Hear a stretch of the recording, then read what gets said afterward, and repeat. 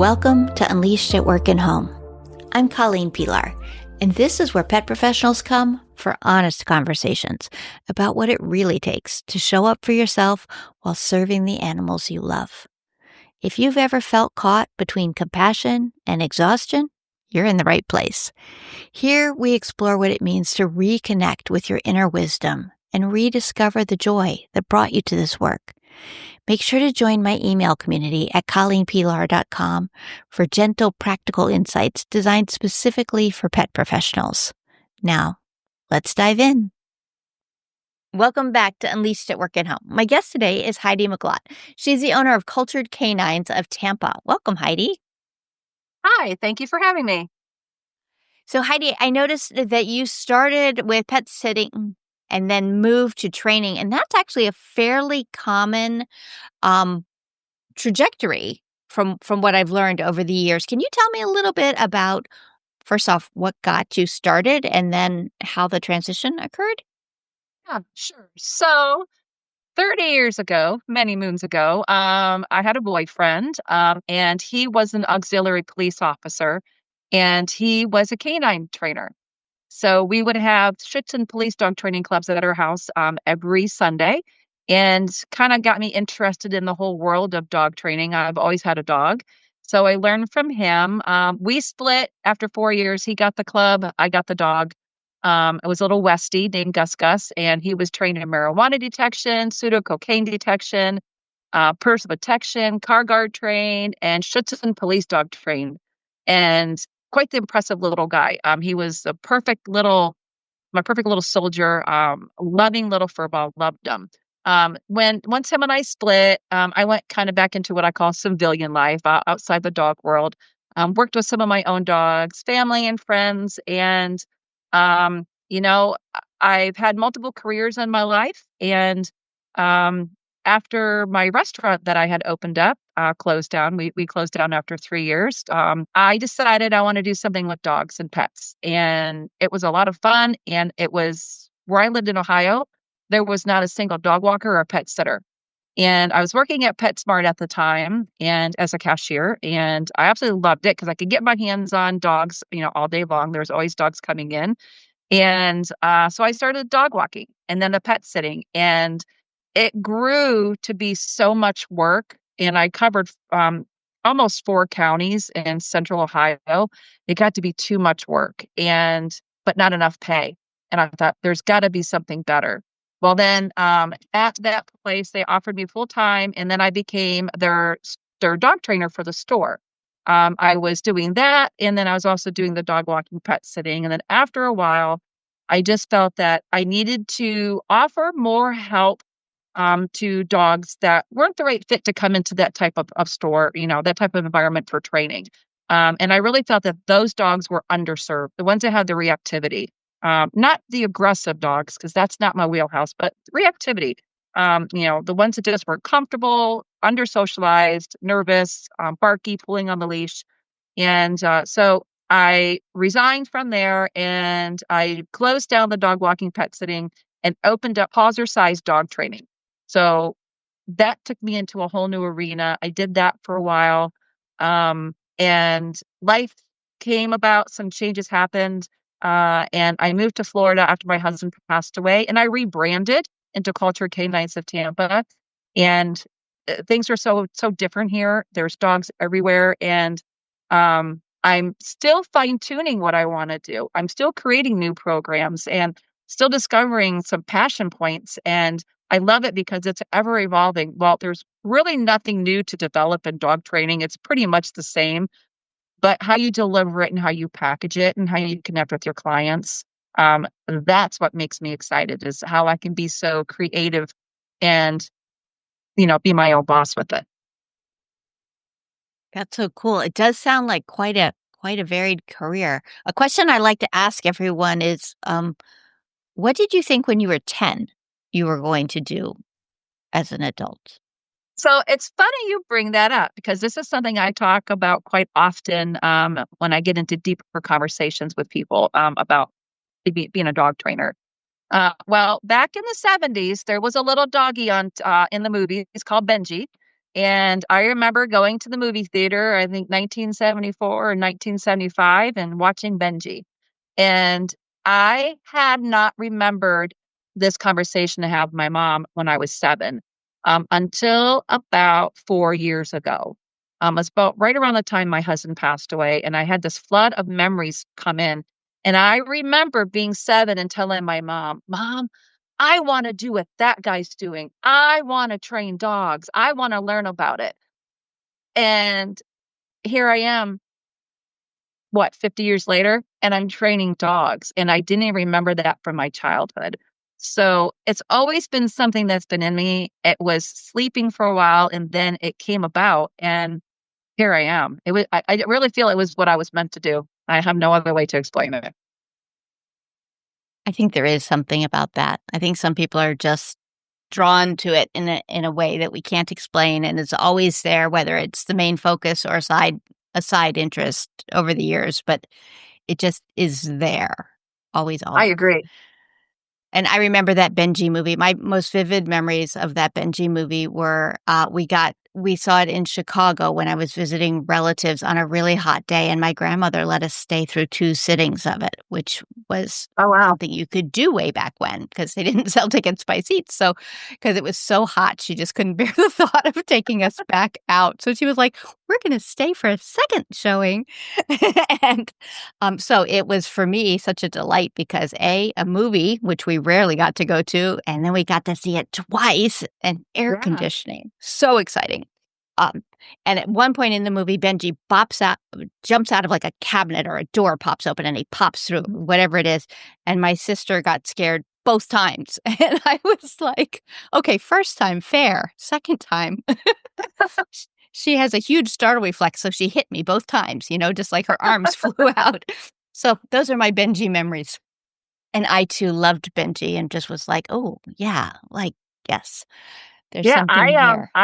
I kind of coerced my mom into, getting me to the library so I could he had written a book, I think, and I coerced her to get me to the library. Found I can't even remember the guy's name. I remember what he looks like, though. I remember his voice, but I was trying to find anything I could about him. And back then we didn't have the internet, so it was Mhm. getting looking through old newspapers, old magazines, and um, reading whatever I could, and engulfing whatever I could find on that trainer. And even into the late 70s, early 80s, before I became a teenager, things kinda, you become a teenager and your priorities change and things are more important over other things. I still always had that inkling, and I always had a Benji poster in my bedroom, even through, being a teenager. So, um, I was just I was just enamored with what he did. And then, back in the '80s, you'd have the television program Circus of the Stars or whatever. There'd always be a dog act, or the Gong Show, there'd be a dog act, and I Mhm. was always trying to get my little Beagle-Poo named Binky, trying to get him to do things I would actually was in dance class, and I would put my, recital outfits on him and have him perform tricks with me. And if I woulda had a camcorder or video recorder back then, I would have oodles of footage, hours of footage of Binky wearing my clown outfit or my hula skirt. Poor dog. He was very I know. gracious, he was very accepting. Dogs are good. Dogs are They so are, good to us. they are, they're amazing. So, you in the timeline that you shared, I asked you what I thought was a relatively simple question of how did you morph from, dog walking to training, and there were some really huge nuggets that dropped in about there was a restaurant and then moving and your husband's death, and so I'm curious, can you give us just sort of a short timeline of like Sure. w how your life unfolded there? Because that's How much curiosity time has you got? been piqued. Well, Yeah. Well, so I'll give you the Cliff Notes version of it. So I met my husband in '99 and was love at first sight, and I had my little Westie, and I ended up getting a job with Ohio State University, working at the medical center, then at the James Cancer Hospital. I was there for 10 years doing administrative work, and was totally burnt out and was my health was coming into question, blood pressure, stress, and my bucket list was always to have a pizza shop. So I got on my hands and knees and literally begged my husband for us to open up a pizza shop. We did. We did very well for 3 years. Um, I was not expected for staffing issues like we had. So we decided that it was time to wrap things up while we were on the good side of things. Mhm. And then, I was still training dogs off and on through all that and, wasn't really focused on making money. It was a hobby and I really loved it. And it just kept it always came to me. Somehow or another, those people always found me and I found them. And I worked a couple of part-time jobs after we closed the restaurant down. And I didn't really have to worry about working at that point for a while. We took some time off, worked at PetSmart and, had the dog walking pet sitting service. And then in, 2019, my husband was diagnosed with, acute myeloid leukemia, and it was kinda meant to be that I didn't have to have these really stringent jobs where I had to absolutely be there or run the risk of losing my job. I was, working a few part-time jobs, and I was self-employed as well, so I had a lot of flexibility, which I needed. And he ultimately passed away in December of 2020, going through COVID and going through, leukemia with him and the stem cell transplants. I had a puppy. I had what they call a COVID puppy. It was socialization was just hard to do with everything that's going on. And after he passed, I decided I needed to get out of gloomy Ohio. And I just felt a negative force and presence there. It just didn't feel like a good place for me anymore, and I lived in Tampa 30 years prior and for a short while, and my best friend and I made the decision, we were best friends for 30 years. Um, we decided to move to Tampa together, to Golden Girl it. And Oh, so wow. a year and a half, after my husband passed away, we rolled into Tampa on July 4th of 22. She moved from Virginia and I moved from Ohio, and we lived together. Um, and she was crucial with my rebrand. She helped me develop my business name, my business plan. And we were here 5 weeks, and she was diagnosed with terminal of stage 4 ovarian cancer. And so, my hopes for launching the business and, getting things going, was still there. We were doing it. But, I started and stopped the company, 3 times, um, during her care, which was a blessing, I honestly feel. It didn't really get me, completely launched into the revenue levels I wanted to be, but I still have clients, I'm still making money, I still am getting great reviews and good results, and I was able to take time to care for her, and she passed away on New Year's Eve, this past New Year's Eve, and, um, it's kind of reignited the flame in me to really make Cultured Canines of Tampa even better than it was, and I wanna be innovative, and, the big thing for me in my life right now is I sold almost everything I own. I bought a brand new RV at the RV show in Tampa in January. I did that 2 weeks after she passed away, and now I'm living full time in my RV with my dog and 3 cats, and I'm focusing on life and having experiences and growing my business. I'm not worrying about all the stuff.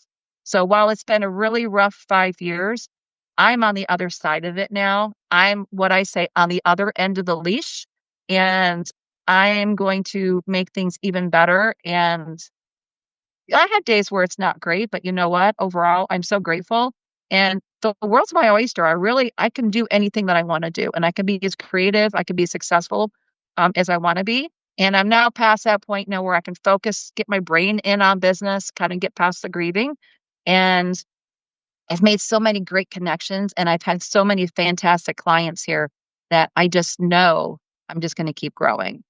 It's just, there's no doubt about it. It's a force in nature, and I'm just gonna roll with it. Wow, that's so beautiful. That's so beautiful. Thank you. Thank you for sharing all of that, Heidi.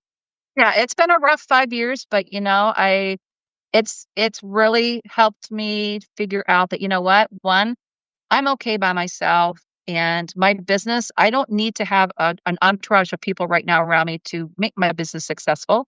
Sometimes you need clarity and you need to rethink.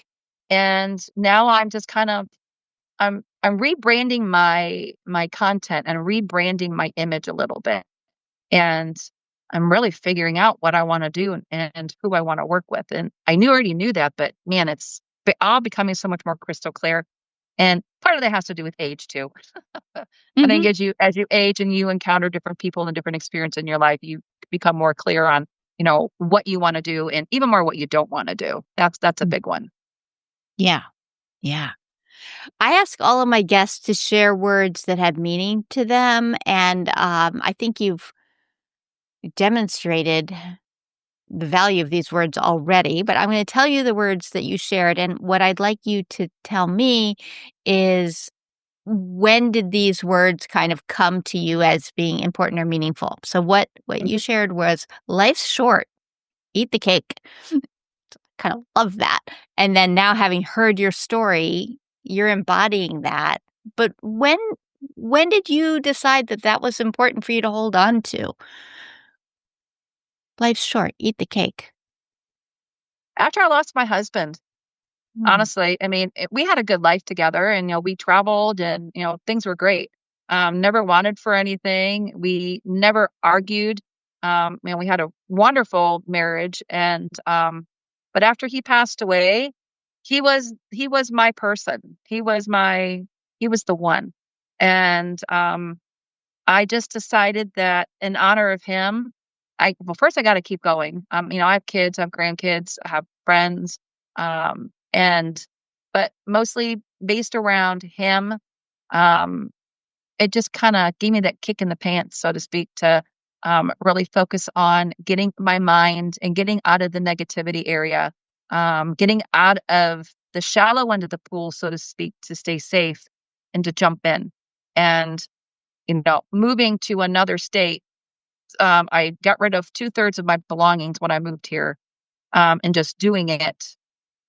A lot of people thought I shouldn't do it. It was too soon, but I knew I needed to do it, and there was never a question. And still to this day, I just spoke with my sister-in-law this morning, and through everything that's happened, there's not been one day that I have regretted coming to Florida and changing my life. And I've reinvented myself. And I can do it. I can be by myself and, but still have friends and have quality of life. I don't need all that stuff. It's just so simple now and so clear. I don't know mhm. how else to explain it. Yeah, that's so beautiful.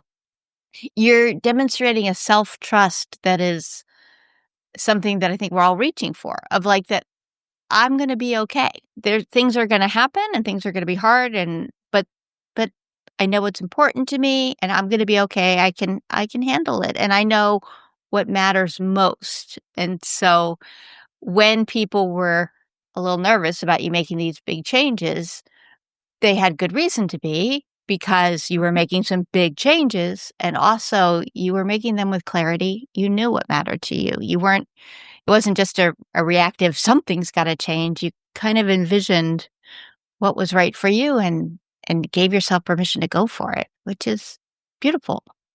That's a big word, permission. I really had to knock down the walls because as soon as he passed away, I mean, within hours, I knew I wasn't staying. I knew I wasn't staying in that house in Ohio, staying in that little town. I knew I wasn't. I just knew I was going. Where? I don't know. But I knew I was going. And I've used the words like you just used with people, um, with buying this RV. I'm trusting the process. I literally have handed it over to fate and to the gods and to whoever is going to listen, handed it over to them. And I'm trusting the process and I'm trusting myself. Never before in my life have I ever been that confident and secure. Now, I don't have it all put together. I'm not saying that, everything's peachy keen and hunky dory. That's not the case. But with doing this, I know there's nothing wrong with it. It's nothing that I'm ever going to regret. And like I said earlier, I talked to my sister-in-law this morning, and I do not regret it. Even when things haven't been so great, even when it's been sad, losing my friend, I'm still grateful. We came here for a reason, and I'm going to make sure for my husband and for my friend, I'm going to do that. I'm going to the beach and I'm going out and I'm making friends and I'm experiencing life all while having a business and being single and being okay with it. Hmm. I have some nosy logistics questions I want to ask you about life in an RV. Sure. So is that your only vehicle? Like, if you go to the store, your whole house goes to the store with you and parks there, and you run in and get the things you Nope. need, or do you have some other vehicle that you use as your runaround? So when I use the word RV, it's kind of a general term. So it is not a drivable coach. It's a travel trailer. Mm. It's a tow behind. So it's a 30 foot. It has two bedrooms, a queen bedroom, and then a double bunk room. And I'm in a 55 and up resort um, here in where I live, and it's long term. Um, I have a car, and I also my best friend who passed away, she had a convertible VW Bug convertible. It's now mine. It's sitting in the driveway. So when I go out occasionally to a concert by myself or want to cruise the causeway, I'll take the car, put the roof down, and I talk up to the heavens and I talk to Danielle, and I know she's Mhm. right there with me. So yeah, so I have the two cars. The house stays. But the beauty part of it is if I need to leave or whatnot, I can get it hooked up to a truck and tow it. I can leave it. I have cars. I can go. Um, but I originally wanted a Class C, but they were just too small as far as living space inside. And you know what the biggest thing was? The size of the showers. Some of those showers are so tiny, like you get in and you bump your elbows. I have to have more space. So this one here, it spoke to me, and she was only gone 2 weeks, and I bought it out cash right there, and not even a second thought on buying it. I just knew that's what I needed to do. Awesome. Thanks for sharing that with me, 'cause, um, I have curiosity about that. Like, people talk about, like, "Oh, so I just sold everything," and I'm like, Yeah, most "Wow." people have it. They'll have a towable, and if they have a towable, then they're gonna have a bigger truck, that they tow it with, then you can get around and go to the grocery store or whatever.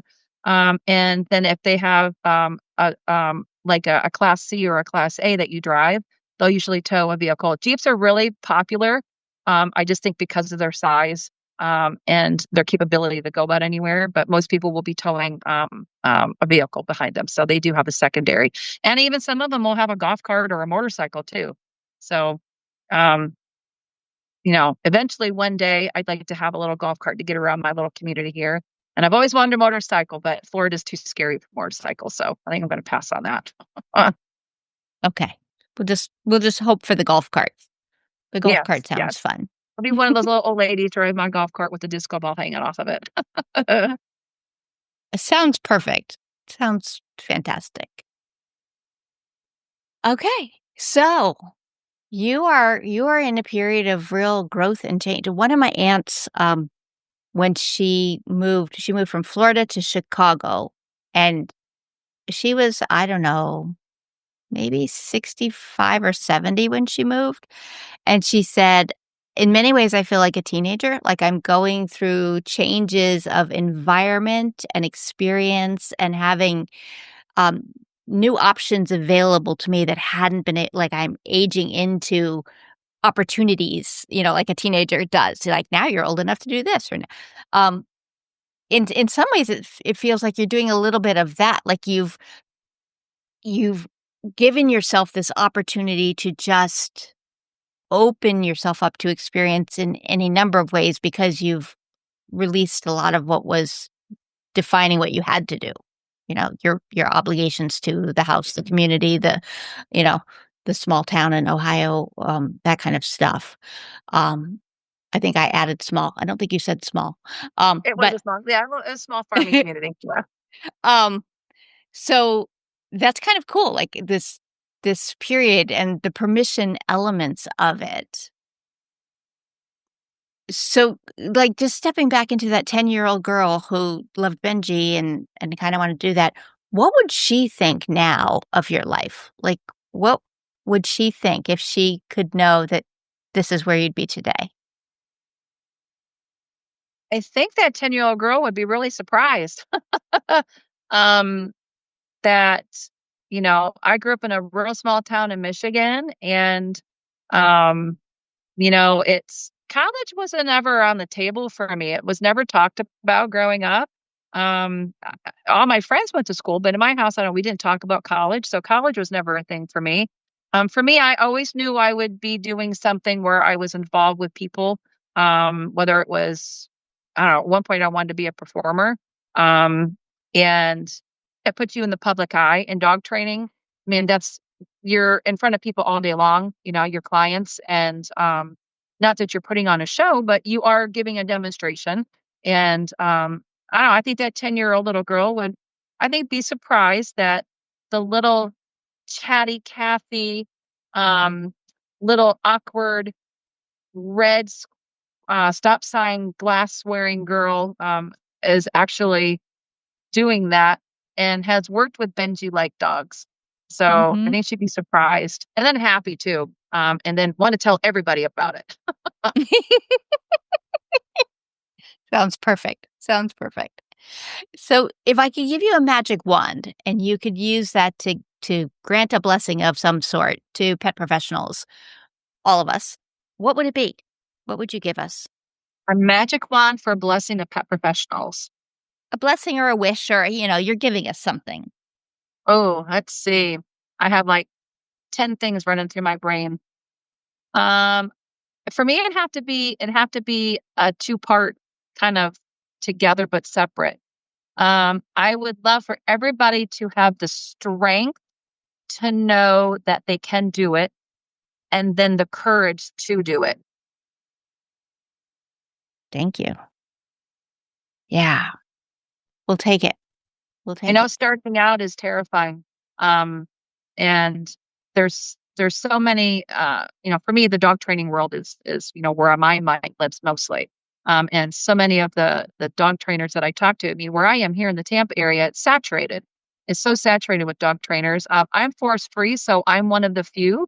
There's not many positive reinforced, but only force free trainers. So kind of have my own little niche that I can grow into. But um, no matter how people train or where they train, it's I always feel bad sometimes. I feel bad for the ones who are just starting or been there a while, and they feel like they're failing. And a lot of it is mindset and having the courage and then the gumption to just do it and hand it over. You really have to hand things over to a greater being. I don't know, whatever people believe in, that allows you to have faith in yourself.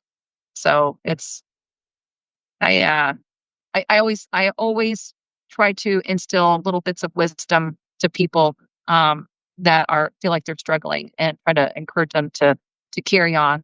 And sometimes it's just something as simple as finding a mentor. I mean, you can find a mentor and, that can change so much, as far as Yeah, growing your confidence. yeah. I know for me, my mentor, Inez, it changed my life. Wasn't for her program, I wouldn't be sitting here. So I would still be charging $40 an hour, running all over the country, and wearing myself out. So Yeah, which that's so valuable that you share that, because I think mentorship is something that we don't have really good structures for globally in the dog sure. world, and it can be both, you know, organized and casual. So I used to have a group of dog trainers that we would meet with. It started out monthly, and then schedules got crazy, and we moved to quarterly in the DC area, and there was mentorship there every time, like, every time, of just connecting with others and hearing their stories and hearing what was going on, and me being able to share what was going on for my stuff too. So having somebody to talk to makes a big difference, and having somebody who's cheering you on, Uh-huh. and helping you see possibilities beyond what you can see is so valuable. I love the word Yeah, and gumption too. I explain that to my clients as well that, yeah, I'm a dog trainer, but honestly, I'm more of a people trainer, if we're honest. And they all kind of chuckle and they, once they get to know me, they're like, all right, you're right. It's more about me than it is about the dog. But I always tell them, I'm here to be your champion and your cheerleader. I'm not your boss. I'm here to Hmm. encourage you and to cheer you on. And I think no matter, where people are in their journey with their pet business, everybody has something to contribute. And you don't get into working with animals if it's not in your heart. So that alone, um, I think sets pet professionals apart from a lot of other industries just because Hmm. we lead with our heart. Sometimes it gets us in trouble, leading with our heart. But I wouldn't have it any other way. So, finding something that you feel you can really offer as a benefit, even if it's just a simple little suggestion on the leash or, potty training or um, just telling, I don't know, my clients, you know what? I know it was a rough week, but you know what? You've done this and this right. Keep going. It's going to get better. And everybody has something to bring to the table, Yeah, no matter where they are. I 100% believe that. I do too. I truly do.